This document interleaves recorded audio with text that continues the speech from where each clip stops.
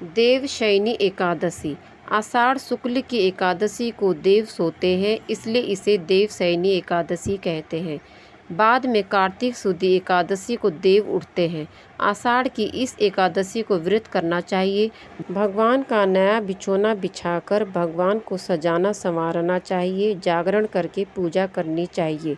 देवशयनी एकादशी व्रत की कथा। सूर्यवंश में मदांता नामक प्रसिद्ध सत्यवादी राजा अयोध्यापुरी में राज्य करता था। एक समय उसके राज्य में अकाल पड़ गया। प्रजा दुखी होकर भूखी मरने लगी। हवन आदि शुभ कार्य बंद हो गए। राजा को कष्ट हुआ। इसी चिंता में वह वन को चल पड़ा और अंगिरा ऋषि के आश्रम में जा पहुंचा। वह ऋषि से बोला, हे सप्तऋषियों में श्रेष्ठ अंगिरा जी, मैं आपकी शरण में आया हूँ। मेरे राज्य में अकाल पड़ गया है। प्रजा कहती है कि राजा के पापों से प्रजा को दुख मिलता है।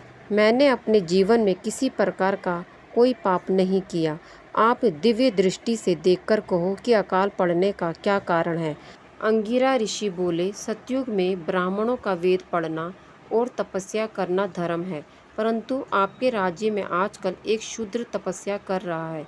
शूद्र को मारने से दोष दूर हो जाएगा, प्रजा सुख पाएगी। मदांता बोले, मैं उस निरपराध तपस्या करने वाले शूद्र को नहीं मारूंगा।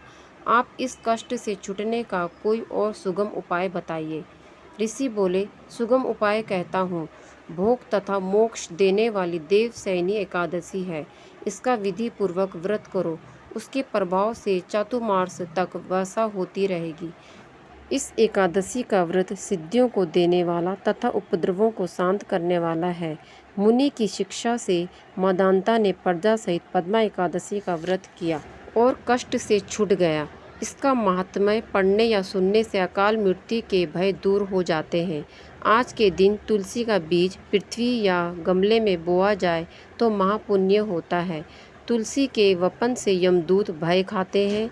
जिनका कंठ तुलसी माला से सुशोभित हो, उनका जीवन धन्य समझना चाहिए।